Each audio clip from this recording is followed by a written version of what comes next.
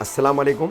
हिंदुस्तानी reporter में आपका स्वागत है। लोकसभा चुनावों की गहमा गहमी में मुमरा कौसा में छोटी छोटी पार्टियों के और कई निर्दलीय उम्मीदवारों के अब रिक्शाएं घूम रहे हैं। ऐसे में ही एक निर्दलीय उम्मीदवार है वसीम सैयद, जिनकी निशानी टॉर्च है। वसीम सैयद ने जब अपना कल्याण लोकसभा चुनाव क्षेत्र से नामांकन दायर किया और जब प्रोसेस में सिंबल डिस्ट्रीब्यूशन का जो दिन होता है उस वक्त उनको टॉर्च निशानी मिली। आज इस टॉर्च निशानी की सार्थकता, इसकी रिलेवेंसी जो है वसीम सैयद से क्यों है, ये साबित हो गई, क्योंकि अब इसी टॉर्च की रोशनी में वसीम सैयद को अपनी नई अगली राजनीतिक पार्टी खोजनी होगी और शायद वो इसी टॉर्च की रोशनी में उसे खोजेंगे भी। इससे पहले 2 वर्ष पहले, 2.5 वर्ष पहले वसीम सैयद कांग्रेस में हुआ करते थे। उसके बाद वो एमआईएम में चले गए। एमआईएम से फिर वो निकाले जाने के बाद समाजवादी पार्टी में चले गए।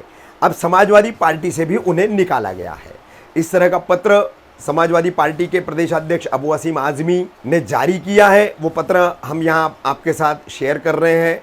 बता दें कि महाराष्ट्र में समाजवादी पार्टी और बहुजन समाज पार्टी का गठबंधन है।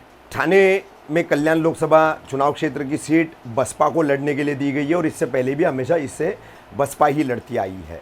ठाणे जिले के अध्यक्ष होने के बावजूद वसीम सैयद ने ये सीट गठबंधन में बसपा को गई, फिर भी अपना निर्दलीय नामांकन भरा।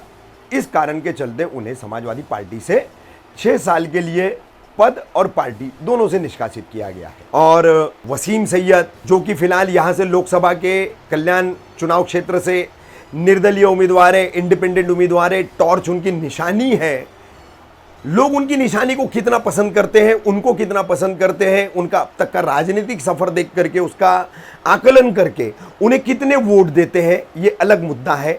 मगर टॉर्च की सार्थकता वसीम सैयद के लिए इस चुनाव में सही साबित हो गई।